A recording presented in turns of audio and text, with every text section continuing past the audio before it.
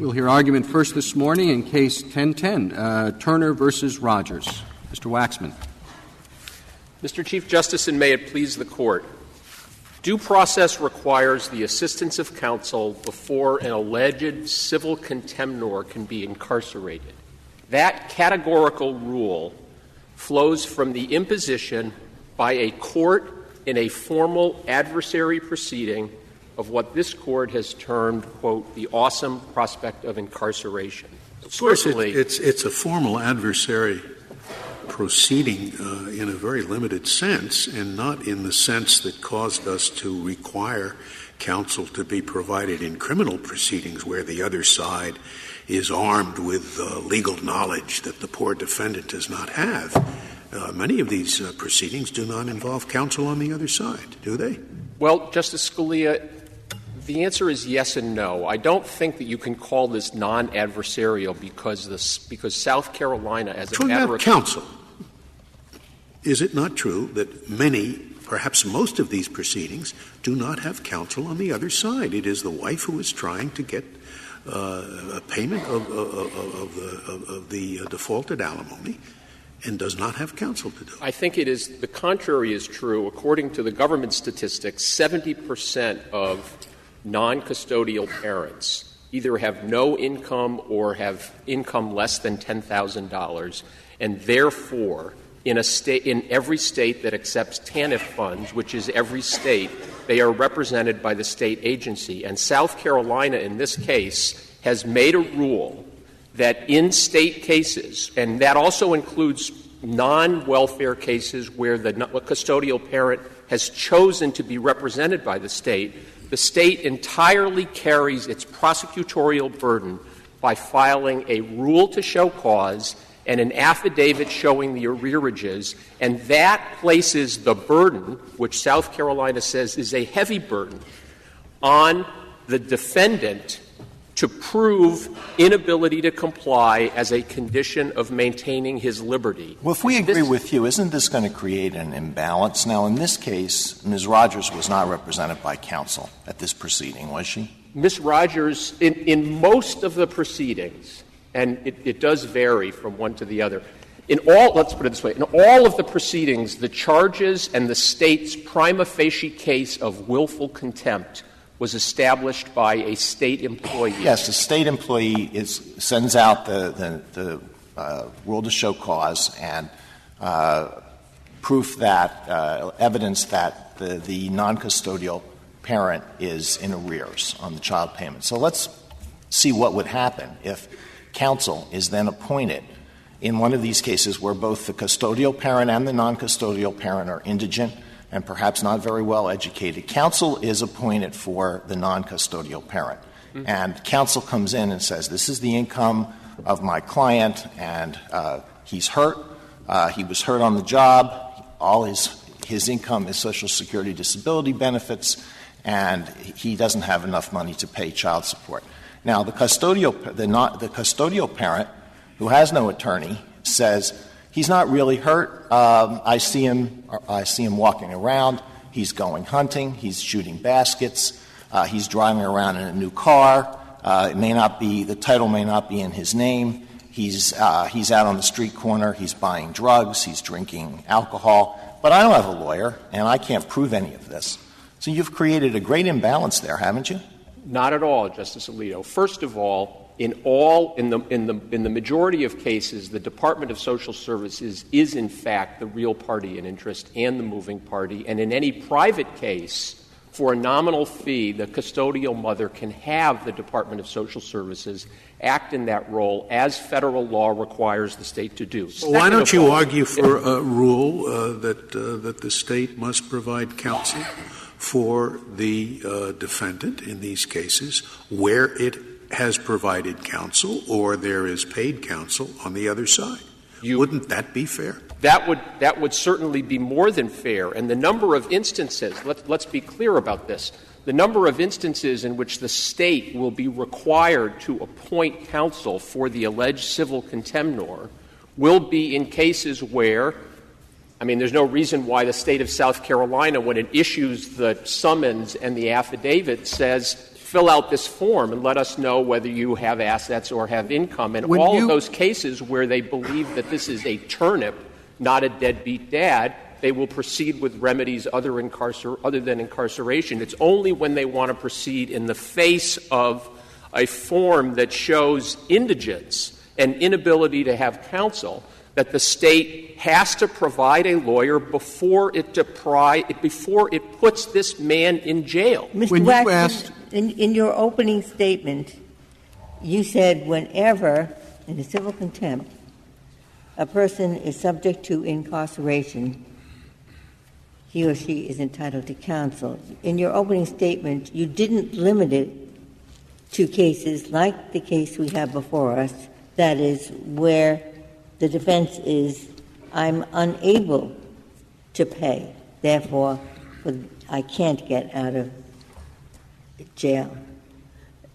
Are you limiting your argument to the case of a non-custodial parent or a former husband who says, I just haven't got the wherewithal to pay?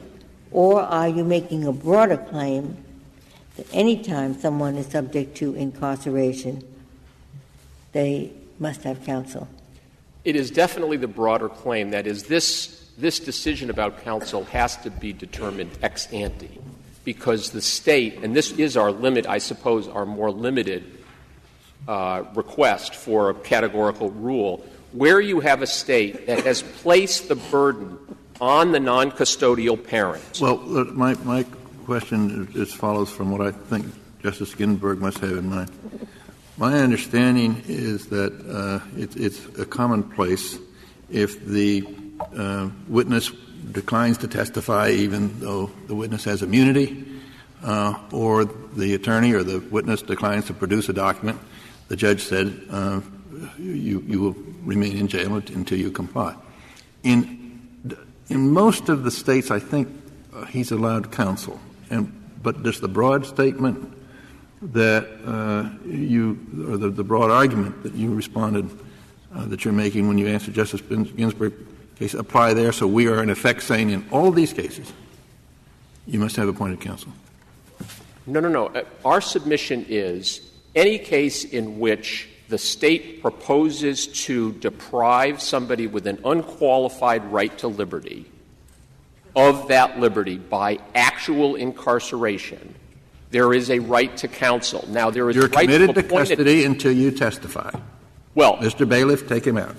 The cases have recognized the distinction, Justice Kennedy, between direct contempt and indirect contempt. And direct contempt, which is a witness in the courtroom refuses to testify, the cases have both civil and criminal have not required the appointment of counsel or a jury trial or anything like that. In a case where the grand jury witness refuses to testify, the cases also, to my knowledge, do require the appointment of counsel because there may be a defense and someone is being deprived of their liberty. Now, I think it's important, Justice Ginsburg, you asked me if I have a more limited rule. And in this instance, the limited rule is that certainly the Due Process Clause requires the appointment of counsel where the state places the affirmative burden on the contemnor to demonstrate as a matter of law and fact that he was unable to comply, and thus that incarceration would not be unlawful punishment, but lawful coercion. And that is, I think, an important distinction. Mr. Waxman, the Solicitor General suggests that the failure in this case, or the failure to appoint counsel, arises from a due process complaint that the petitioner here didn't know that he had indigency as a defense, or what he needed to prove or to bring to court to prove that.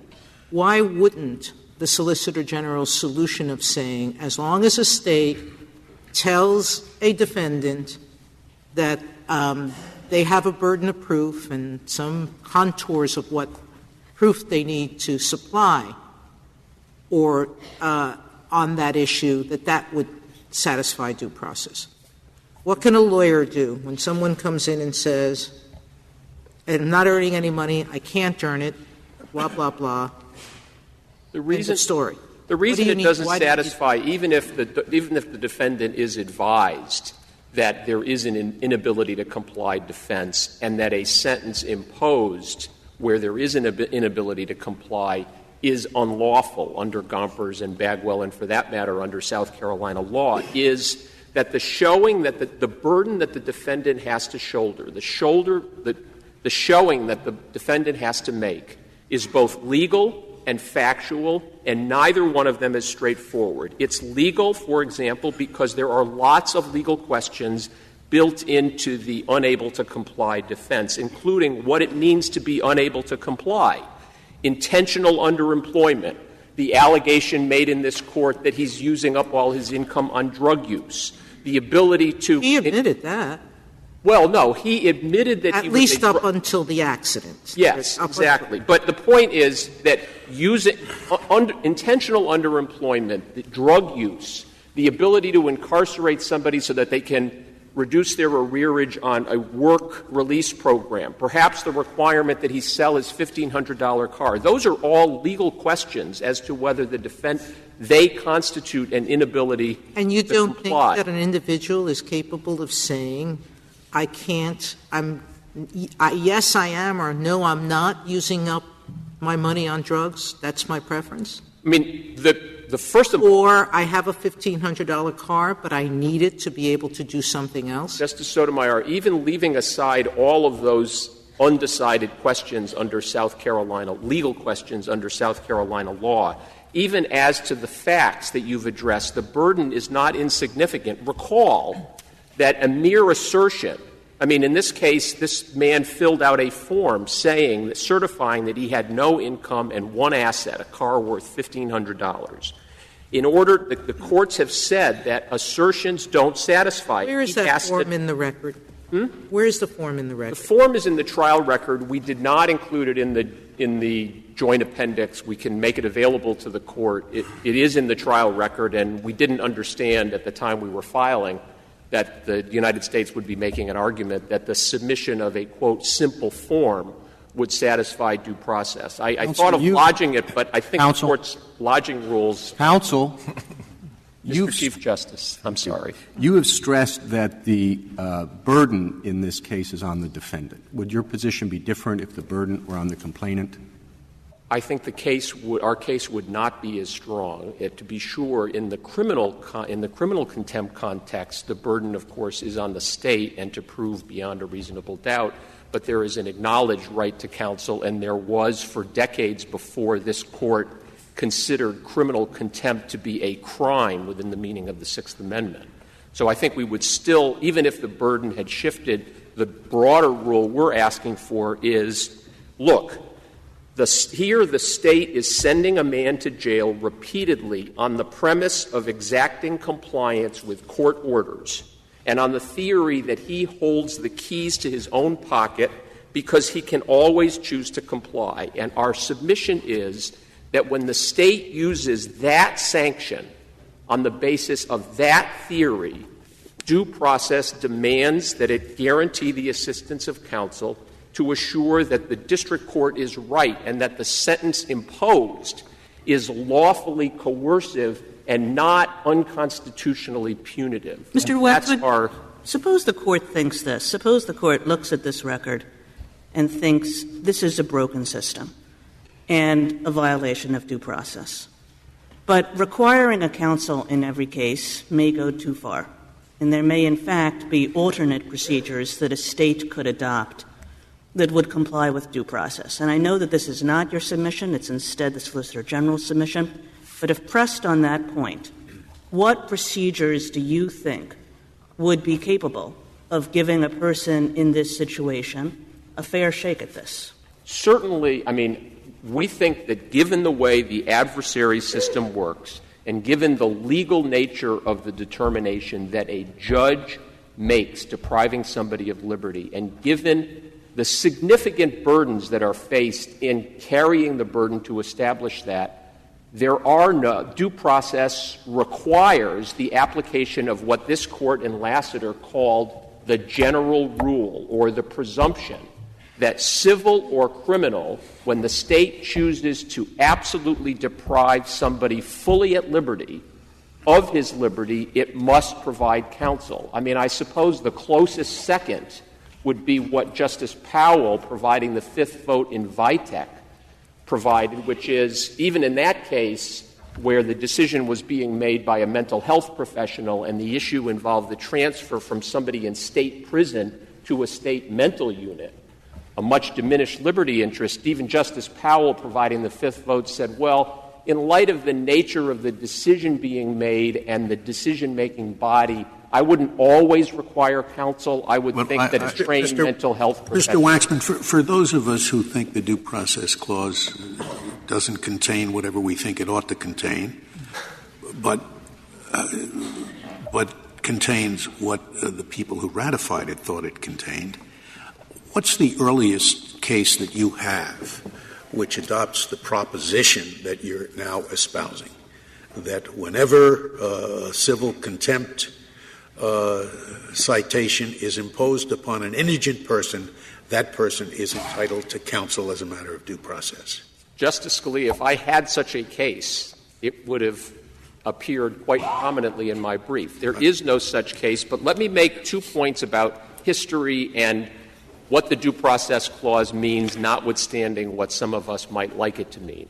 First of all, the history is very, very complicated, and it doesn't dictate the answer. The traditional distinction along the lines was not between civil or criminal contempt, but direct or indirect contempt. And as I know Your Honor knows, because you've written it, traditionally at common law, counsel was provided for civil cases and in misdemeanor cases, but not felony cases. The criminal-civil distinction in contempt arose in this court around the turn of the 20th century. And it arose so that the courts could exercise more supervisory review over the imposition of criminal contempts by courts.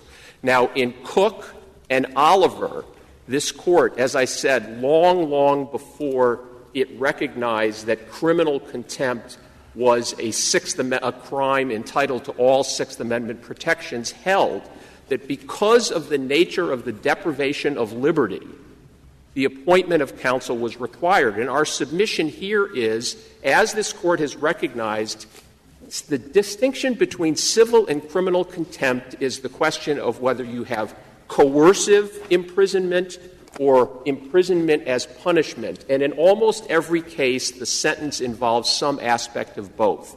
And where the only thing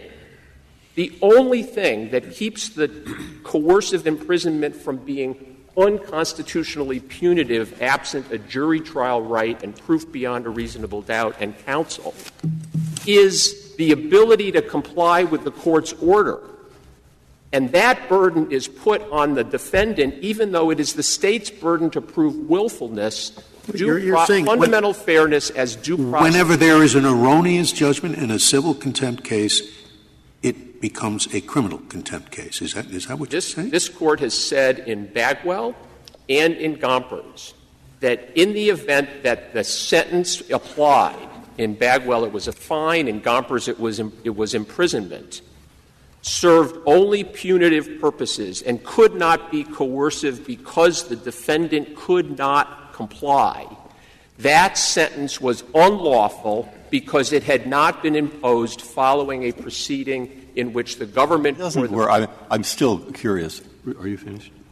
But just in case, I'm sorry, Justice Breyer, just to finish the sentence, that is the sine qua non of the distinction. And unlike, for example, the immigration context and the other contexts that the government is relying on, this is a situation in which the consequence of an error, that is, an erroneous outcome, renders the detention an unlawful criminal penalty. That is not true in any other context. All the trappings of criminal procedure come with it. This case is focused on the right to counsel.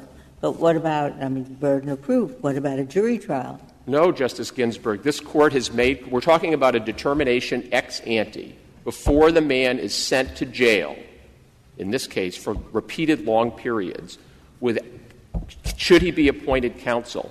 This Court has already said that in civil contempt proceedings, there is no requirement of proof beyond a reasonable doubt, and there is no requirement of a jury trial, just as following Galt, this Court said there is no requirement of a jury trial in a juvenile commitment case. My goodness, if you're relying for that proposition only on the fact that we've already said it, why don't you also say we've never said what you want us to say now? I mean, if that's the only argument, we've already said it. If it was wrong, we should unsay it. It wasn't wrong, Justice Scalia, and as we've pointed out, the majority of states and all 7 circuits that have spoken to this question have all held that there is, in fact, a right to appointed counsel before the state, in an assertedly civil contempt proceeding, can deprive a human being of his liberty. If all of the arguments you're making to us are correct, why shouldn't the other accompaniments of a full-dress criminal trial apply? So he has counsel, but the burden's been put on him rather than on the state to prove, in fact, that he whether or not he is indigent. Because the proceeding is civil. It is not our contention that this is a criminal proceeding. And this Court in Mazzeo and in Hicks versus Fayok made clear that shifting the burden, so long as the imprisonment is meant to be coercive, shifting the burden is not unconstitutional. Why is it? And because it is a civil proceeding. It's an illogical distinction, is what I'm saying. Maybe Justice I'm not Alito sure. can ask his question. Yes, Justice. Why isn't something like what the Solicitor General suggested adequate here? The state provides a very clear form for the non-custodial parent to fill out, and then in court the judge goes through it step by step. Are you working? How much are you making? Do you have any other money?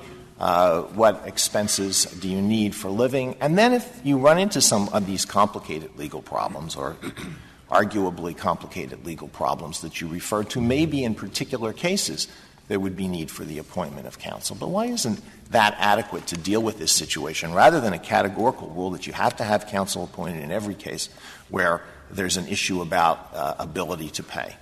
It's that submission is inconsistent with how the adversary process works, and more importantly, Justice Alito, it misunderstands the nature of the burden.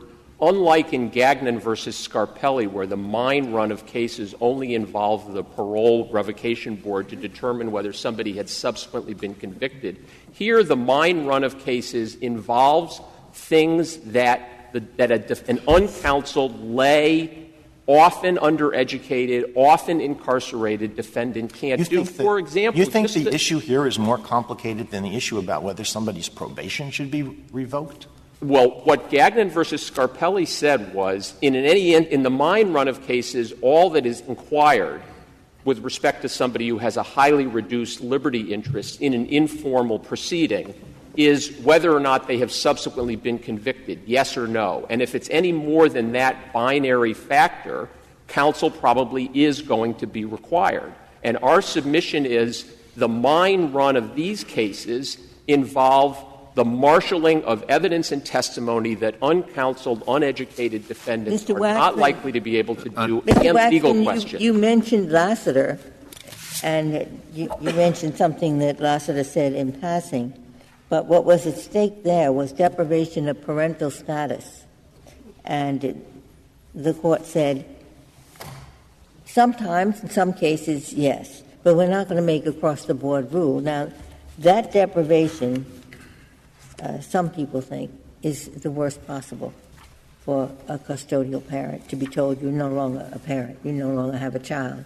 And yet the Court said, we're not going to provide counsel in every case, because in some cases the person can get a fair hearing without counsel.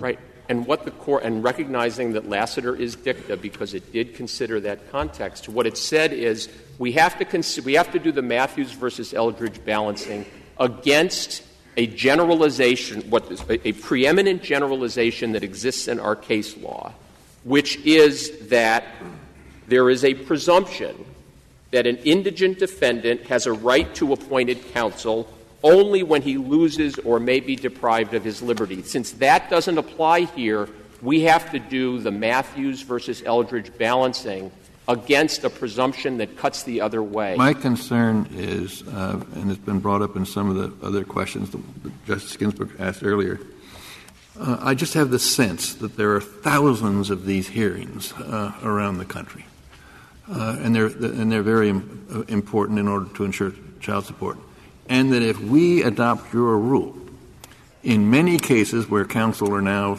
waived or not present because the non-compliant parent is going to ask for counsel, and that we're going to change the entire landscape of domestic relations proceedings, the Heisenberg principle. Justice Kennedy, the vast majority of jurisdictions require counsel and provide counsel, and there is we would think that if this were in every case, doesn't the defendant have to, or the non-compliant parent have to ask for the counsel? I believe the rule is that if you have a right to counsel, the court is required to advise you that you have one, and if my you're unable question to is, afford, are there any data to show that in most of these cases counsel does in fact appear? My assumption is not, but I just don't. I'm not aware of data one way or the other. We are only asking this court to conform this court's due process jurisprudence with the vast majority of state and lower federal courts. Would that go for alimony and palimony as well as child support? It would go to any instance in which an alleged civil contemnor is facing incarceration. So the answer is yes, it would cover. Yes, and can demonstrate an inability to afford counsel in the same way that happens in misdemeanor cases. May I reserve my balance? Thank you, Mr. Waxman.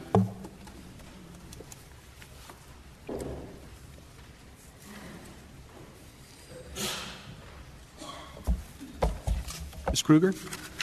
Mr. Chief Justice, and may it please the Court.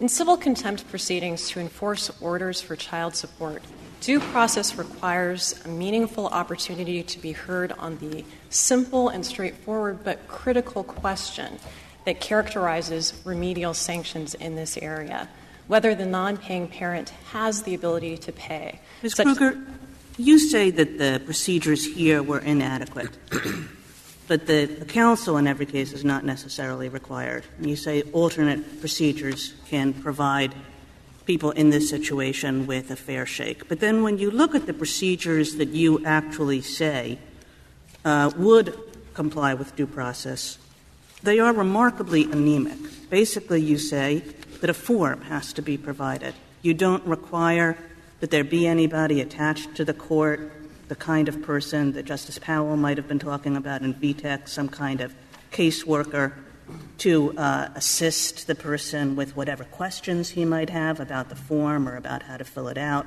You don't require that the court make any findings. You don't require that the court even ask any questions. Apparently, your idea of the procedure is just to give a person a form. Am I reading you right? No, I don't think you are, Justice Kagan. I think that we would say that there are three fundamental requirements for due process in this area.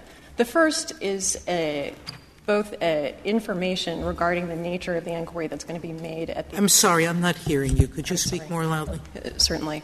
The first is, as Justice Sotomayor, you referenced earlier, the first is information in advance of the hearing that a critical question to be answered at the hearing is going to concern ability to pay, and a form or other type of procedure that would elicit information that's relevant to the alleged contemptor's financial condition. The second would be a hearing at which the alleged contemptor has the opportunity to respond to any further inquiries that may be triggered by information that's already been provided. This is, I think, a common feature of many systems outside of South Carolina, which by case law have recognized that when a court has concerns that information on a financial affidavit might be misleading or inaccurate, they have a duty to inquire further and to require supporting documentation as necessary to confirm or dispel concerns about the accuracy of the information. And then finally, I think we would require an express finding that the alleged contemptor has the ability to satisfy the purge condition such that the person can be said not only theoretically but also realistically to have the keys to the jail cell in their pocket. Counsel, and then I think one of the deficiencies in addressing your argument is that I don't really know what the the state's procedures are. Your co-counsel, or Mr. Waxman, has said that there was actually a form. I don't know what that form looks like. The only thing that does seem missing that the state clearly provides is a requirement that the judge explain what the basis of his contempt finding is. I'm looking at 60A and 61A, and this judge left it completely blank. So, is this a due process violation facially, or is this a due process violation as applied? Meaning, it's just not clear to me whether the state's process in fact has all of the elements that you're speaking about, or how I make that judgment, and whether we didn't grant cert on the question of whether as applied there was a failure or not. One of the difficulties in this case is that there was really no findings by the judge whatsoever.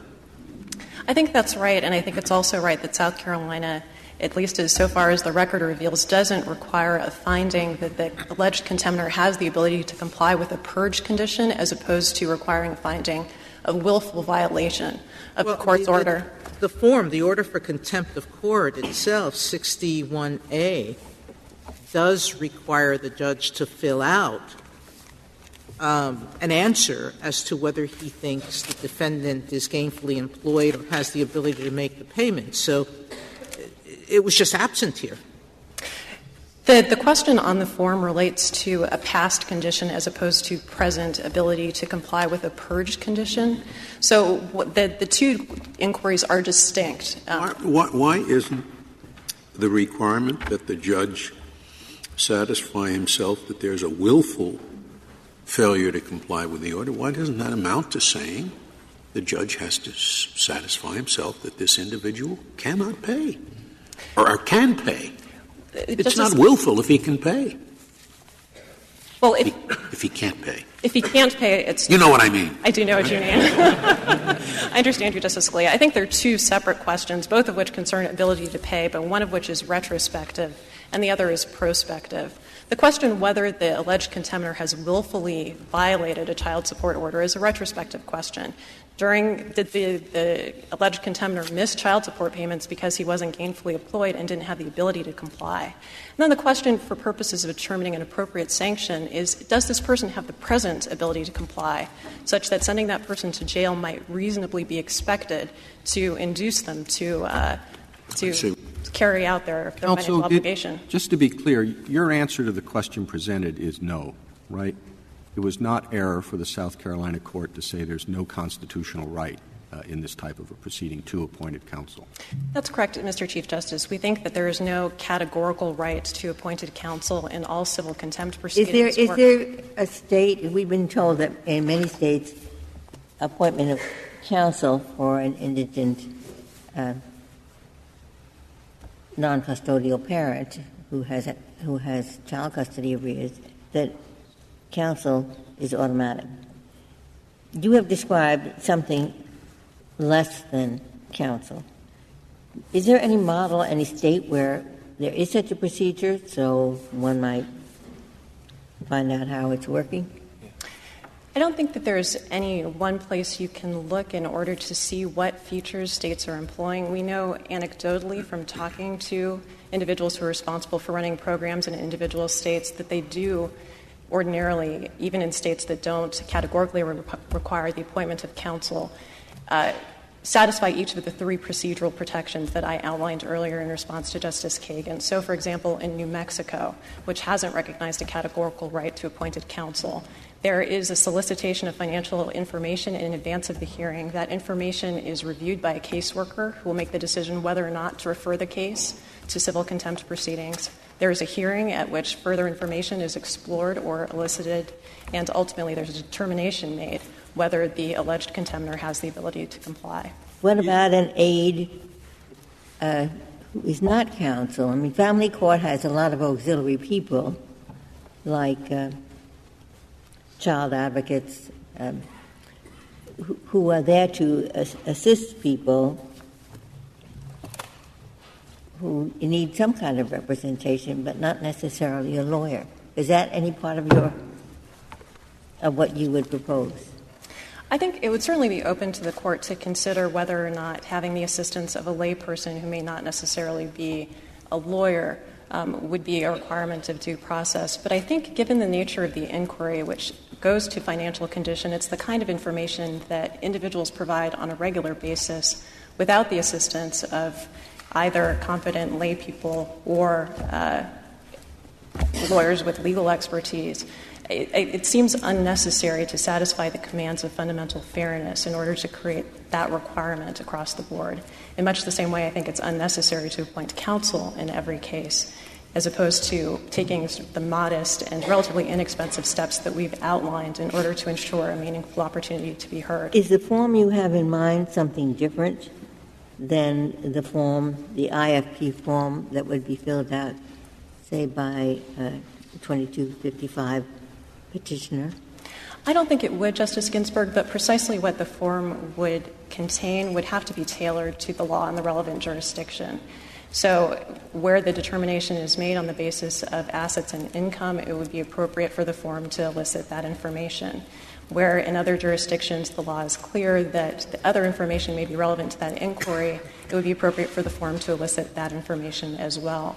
But I think in substance the form would look very much like the form that this Court sees on a regular basis attached to its petitions for writs of certiorari, and would also look very much like forms that are commonly employed in jurisdictions across the country in child support programs in order to establish the amount of child support obligation in the first place. South Carolina employs such a form for that purpose, and I think it would be a relatively trivial matter for South Carolina to use a similar form for the purpose of enforcement. Ms. Kruger, could you say a bit more about the question that Mr. Waxman and Justice Scalia were talking about, how often these proceedings have the state on one side, how often they have the custodial parent on one side, whether there is counsel for the opposite side in many of these cases?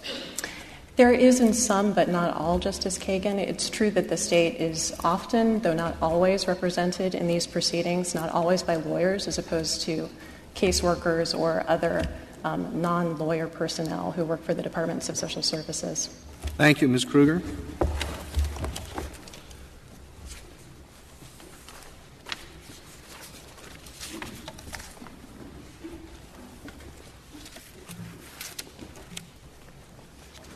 Mr. Bibas? Mr. Chief Justice, and may it please the Court, Mrs. Rogers and custodial mothers, parents like her, need simple, fast civil procedures to probe fathers' chronic failures to support their children. Today I'll make 2 points. First, this case is moot. Second, a per se right to appointed counsel is not essential to prevent fundamental unfairness. First, this case is moot. On remand, there is no possible redress for petitioner. He seeks an advisory opinion, but fails to bear his burden of proving that his case will evade review because he could get a stay. Litigants must preserve questions by seeking stays or supersedious where available, only where there is no procedure of which petitioner could have availed himself to state confinement because a state statute had a blanket denial of bail pending appeal. Did this Court in Cibron find that a dispute could not be stayed and so would evade review? The South Carolina Supreme Court, as I understand, heard this case after he was released, so they didn't consider it moot. Your Honor, the issue was not briefed or argued or raised. My client had no lawyer, filed no brief, made no argument, so we don't know what they considered or held. They made no reference to it.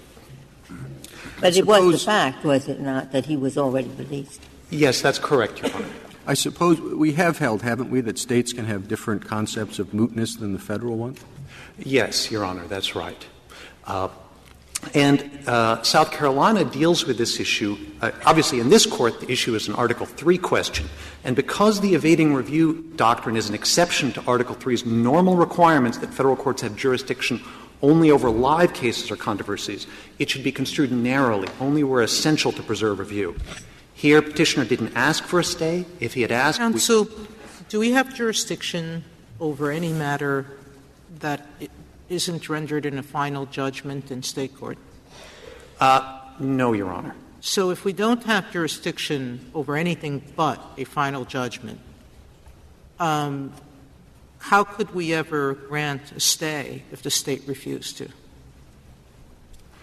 If a state refused to grant a stay, And why would the state here have granted a stay if it believes there's no Sixth Amendment right whatsoever to counsel? How could that litigant ever evade mootness? Your Honor is correct that the relief would be coming from the South Carolina state courts, and South Carolina Rule 241C appears to be tailor-made for this situation, and it instructs courts to consider whether a stay is necessary to preserve jurisdiction of the appeal or to prevent a contested issue from becoming moot. Our position is — Can you point to any case involving support payments in which the South Carolina court has ever granted a stay? The closest I can point to is Berry v. Januario, a South Carolina state court case involving parental termination of parental rights from a family court, where the South Carolina Supreme Court stayed the matter. And so if Petitioner had asked, there's a substantial likelihood the court would have granted a stay. Through the South Carolina Supreme Court at this point under Rule 23, this court could have granted a stay. Did Petitioner know about Rule 23? Where had he learned about that? He didn't have counsel, right? He had counsel as of no later than 3 weeks after the trial court hearing. He had counsel for 11 months of his sentence. Okay, before it got up to the — That's right. 11 months before the case became moot. On the merits, a civil contempt case does not, as my adversary suggests, quote, sound in criminal contempt and require counsel, quote, precisely to ensure that the proceeding remains civil. Is it correct for me to think of both the Petitioner's argument and your response as a Matthews versus Eldridge problem? No, Your Honor, I believe the main argument here, and the only one that Petitioner argued in the courts below, is an absolute categorical right that any loss of liberty equals an absolute right to counsel. Well, it does seem that absolute right and Matthews versus Eldridge is not quite a good fit, but it seems to me that most of Mr. Waxman's arguments can be subsumed within the Matthews versus Eldridge framework. Yes, that is his fallback argument, though it wasn't developed in the courts below. But I think it's important to note that because his argument approaches and, in fact, leads with an absolute claim, to note the breadth of the rule. So picking up on your question to Mr. Waxman, Justice Kennedy, it's important to note not only that Petitioner's rule would reach other civil contempts beyond child support, but because any loss of liberty is the overwhelming factor in his calculus, it would apply to tens of thousands of immigration and extradition cases each year. Petitioner's reply brief does not deny this, saying only they might or might well be distinguishable. And immigration, we would submit, is an a fortiori from this case. The legal issues there are more complex, the deprivations more severe, the confinement not purgeable. Any ruling — Just assume that we could somehow block out that category. If you could focus just on the domestic relations support proceedings, would there be a basic change in the way those proceedings are being conducted in other states if we ruled in favor of Petitioner and said there's an absolute right? Yes, Justice Kennedy, there'd be a massive change. Trial judges need to know ahead of time which sets of procedures to apply, civil or criminal. Isn't it true that in most states, in child support cases, when the defendant says, I have no money, will appoint counsel? That is not true of most states, Justice Ginsburg. My understanding is 15 states recognize it as a constitutional matter. 11 additional states, by statute, rule, or practice, appear to recognize a statewide right to counsel. So there's a bare majority. At least 17 states do not have a statewide right, and the remaining 7 are unclear. So we're talking about reformulating rules in a huge number of states that probably affect hundreds of thousands of cases. I'd ask the Court to consider the Office of Child Support Enforcement study that's in the appendix to the Senator's brief. It's the best empirical evidence we have of how these proceedings work. And the evidence is relevant both to the need for these procedures in the balancing test Justice Kennedy refers to, but also the apparent relatively low reason to believe there's a large error rate here. According to that study, many parents, non-supporting parents, are cited for contempt and purge their contempts. Many fewer are, in fact, confined. It appears to be the threat that coerces enforcement and deters violation. Many parents do not pay up until after the contempt hearing and confinement is imminent. So states would have to appoint counsel in a large number of cases, most of which wind up purging. So the first point to note is that I thought the point was that it's only if the defendant, the claim is only if the defendant does not have the keys in his pocket because he has no money. So in cases where a typical recalcitrant spouse won't pay till he's threatened with jail, that wouldn't come in this category. I thought Mr. Waxman was speaking about people who do not have the keys in their pockets because they simply cannot. They do not have the wherewithal to pay. Yes, Your Honor, but very, very many non-supporting parents protest the same.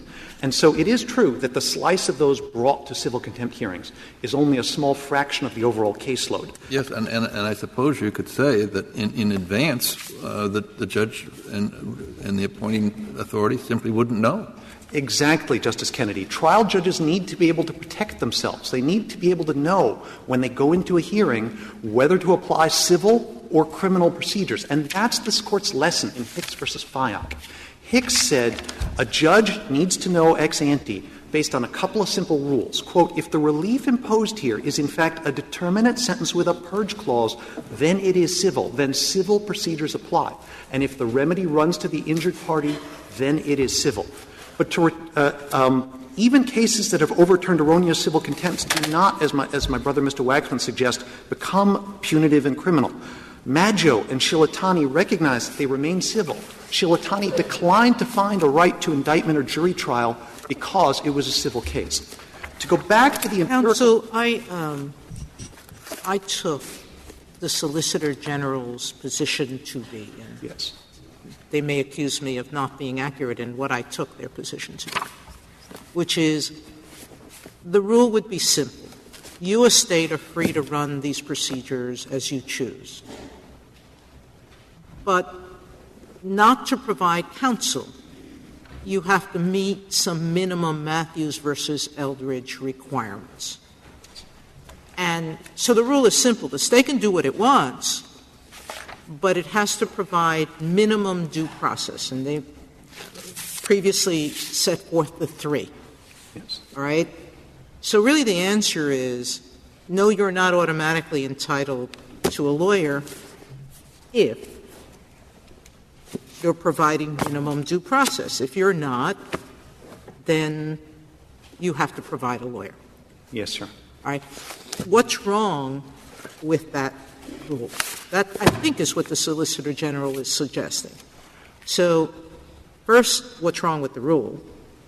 And then second, in a case in which I did not see, and haven't yet, a form that really talks about or tells the contemptor about his defense and what he needs to prove. Yes, he did get a hearing, but not a hearing that explored his statement that he'd been looking for work and couldn't find it, and a form, a judgment, that doesn't address his current ability to pay. How does the South Carolina system comply with those minimums of due process? Yes, Your Honor. First, I'll talk about the Solicitor General's suggestions that you raised, and then talk about the specific procedures here.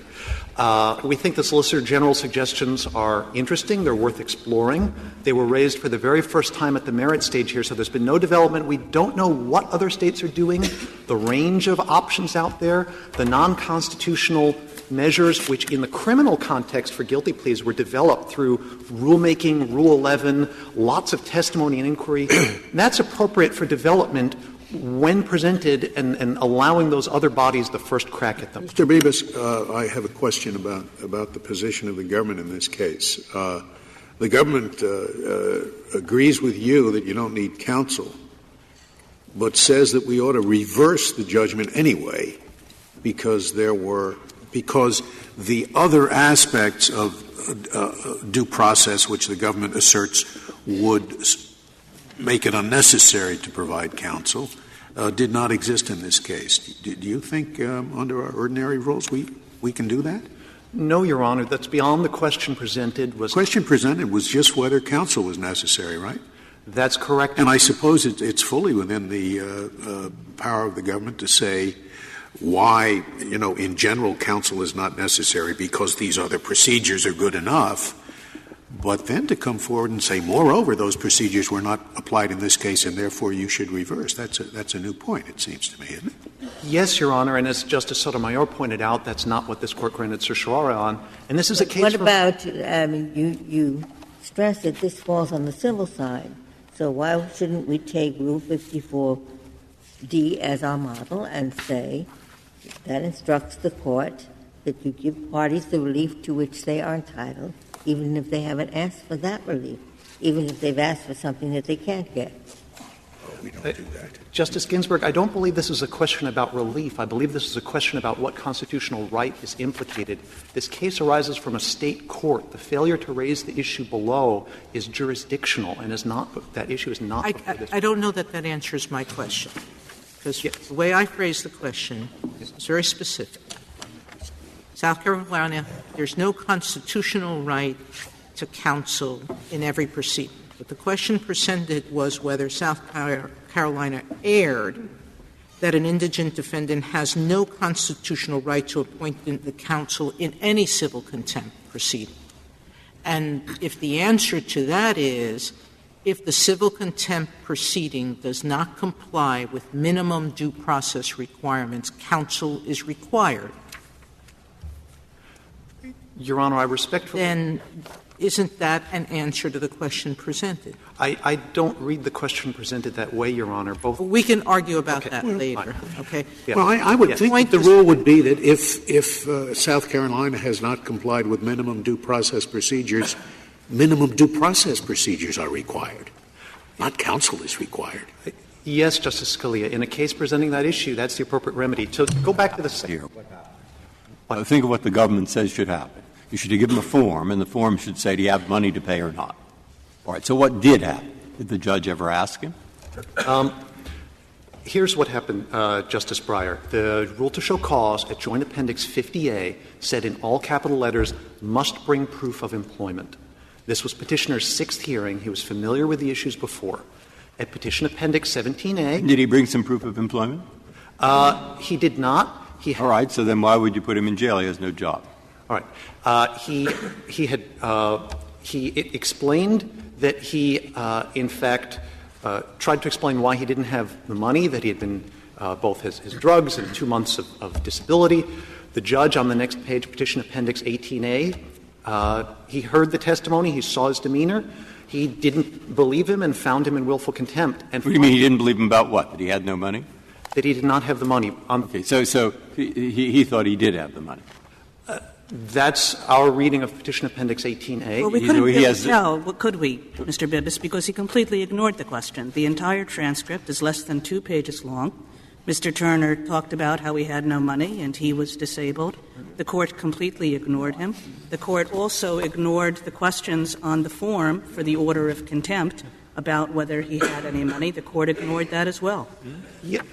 Your Honor, none of those — you're correct. None of those is filled out. But what I wanted to explain is that due process looks at the totality of the State procedures, and the State has 3 mechanisms in place by which Petitioner, having counsel, could have challenged this. He could have challenged both the factual and legal findings on appeal. Family courts have repeatedly overturned such judgments. I don't understand all of this discussion. The question presented is not what due process procedures are required in these cases. That is not the question presented. It is simply whether counsel is necessary. Isn't that the only matter that we should be discussing? Yes, Your Honor. And fine, but I'd like to ask a different question. I'm trying to find out what happened here that was different from what the government suggests.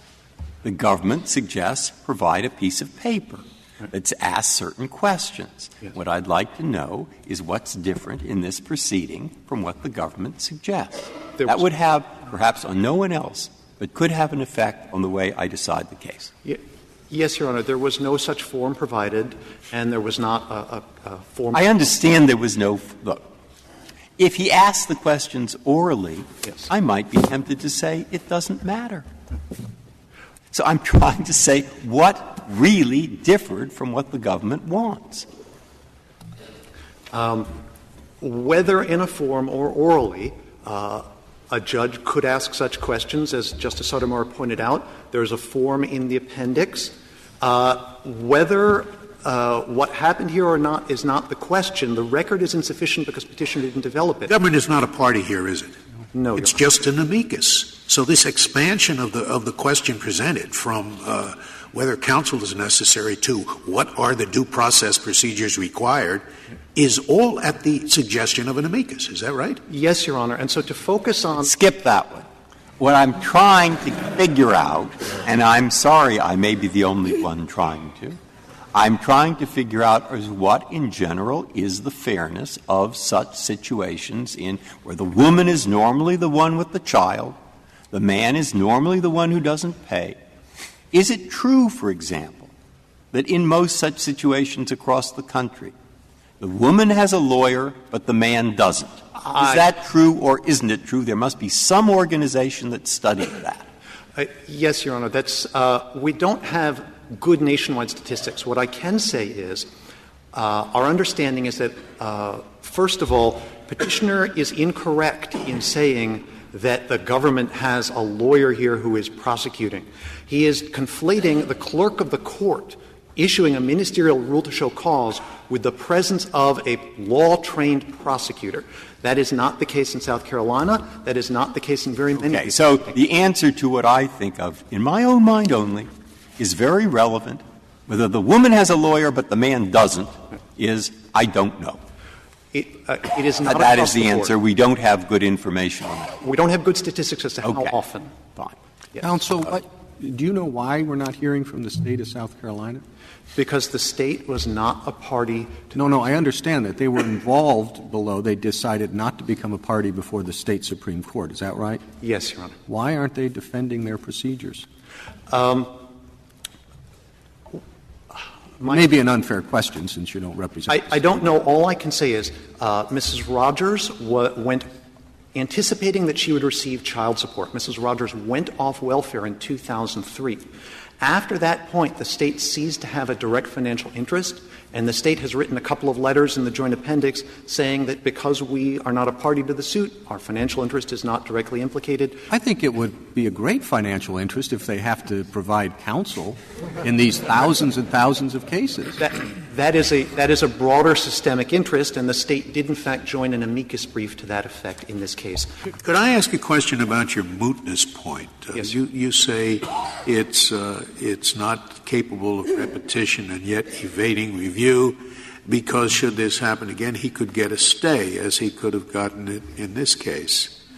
Do you have any case of ours which uses that reasoning and says the fact that in a future case you may be able to get a stay suffices to establish that this is not capable of repetition yet evading review? This is it's a new argument to me. Is there any case of ours that applies it? The closest is this Court's decision in Saint-Pierre. A number of lower courts that we cite have also followed Saint-Pierre. But it can't possibly be true because we have cases applying the rule that this is capable of repetition yet evading review. If the rule were you have to get a stay, we wouldn't have any of those cases.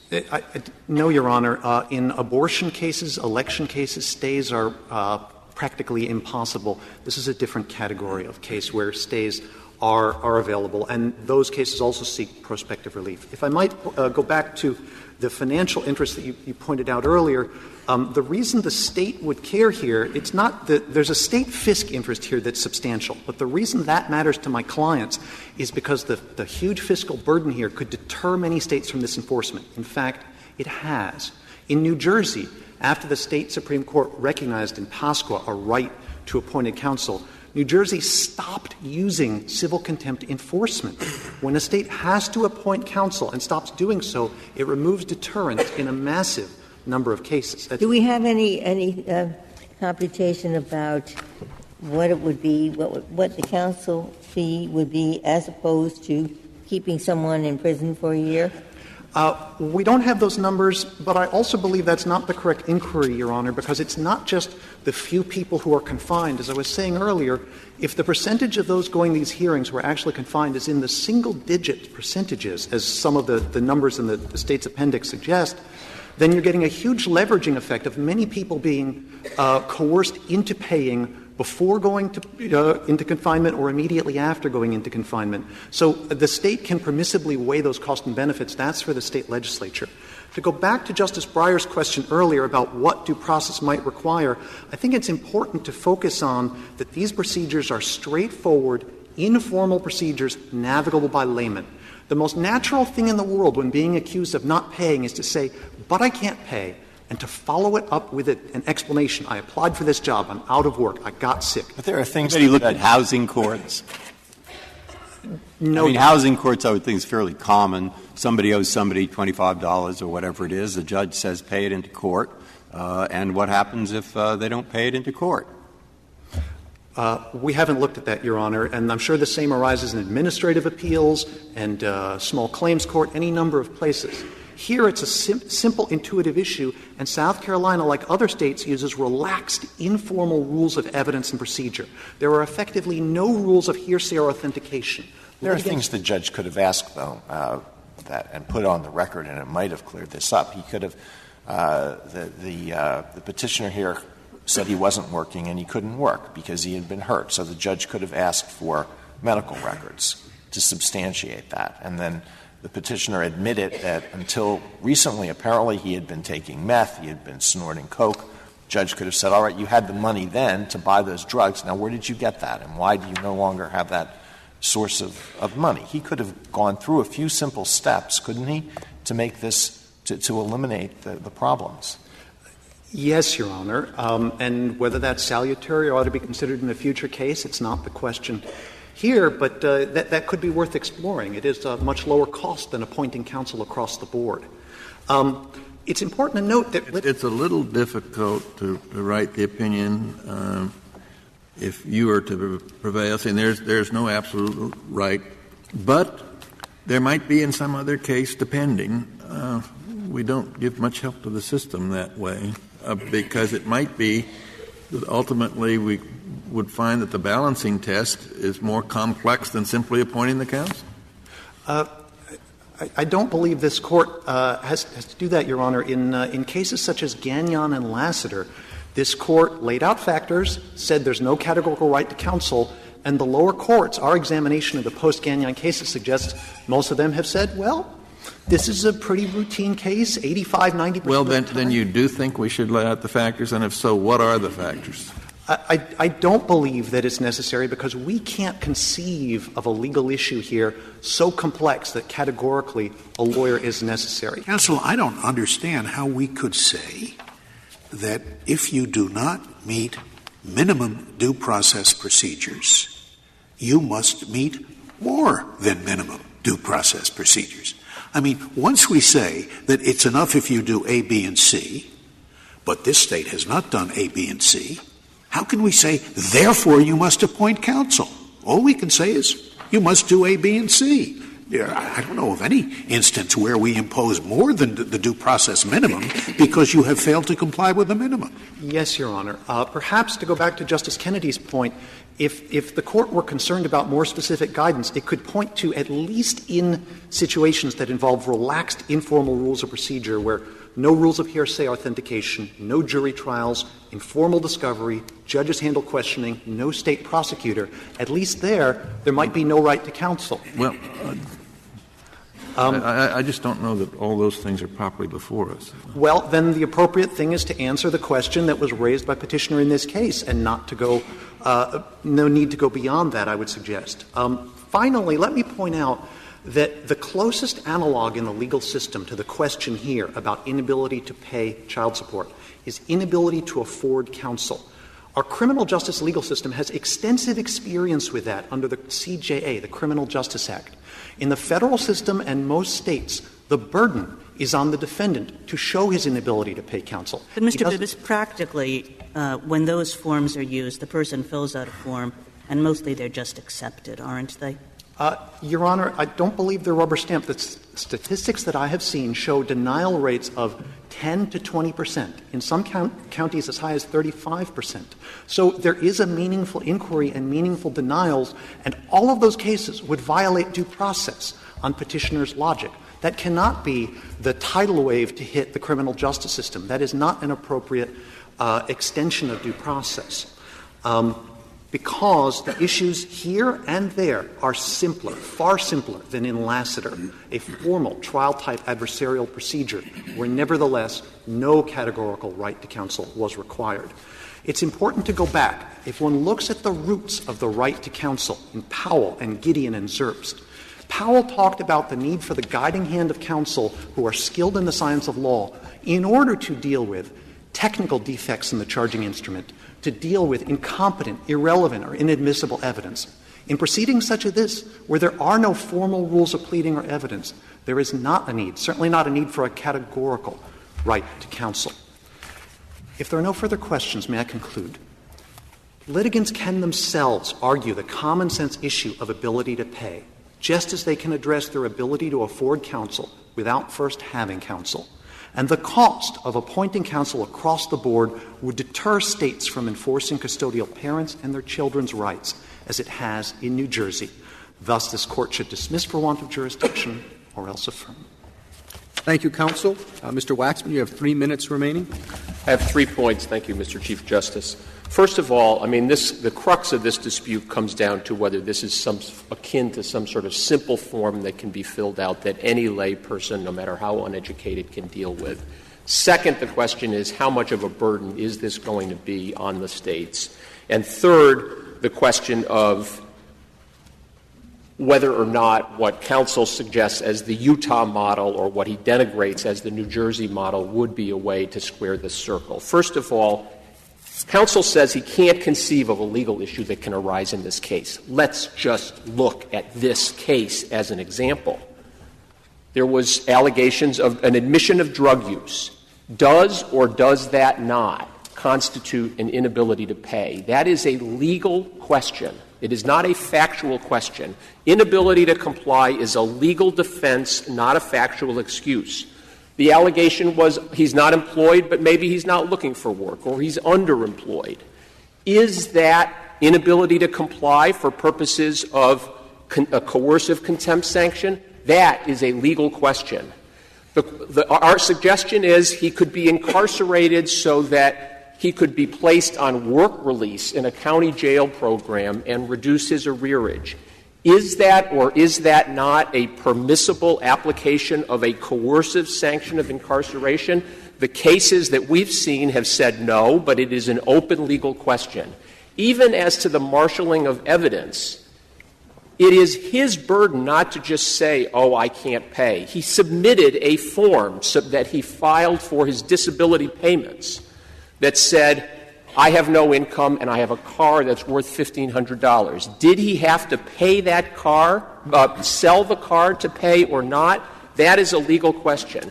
In terms of burden, the state is paying — there are approximately 15% of the state's jail population in any given year that are non-custodial parents that are serving terms, in this case 2 6-month terms and a year term, at the cost, according to the statistics, at the cost of between $13,000 and $17,000 a year. South Carolina, because it refuses to comply with the requirements of the federal program, has already paid $72 million to the government in fines and owes another $10 million. And if you want to really reduce the cost, Justice Kennedy, and make this manageable, take the system that they are applauding in Utah or denigrating in New Jersey. When the court sends out its order to show cause, it says, please fill out this form showing whether you have income, whether you have assets, and whether you are unable to hire counsel. Well, we don't have the Social Security disability form, but if the judge credited that and accepted that your client was unable to work and had only the assets listed on that form, would he not then automatically have shown that he had an inability to pay?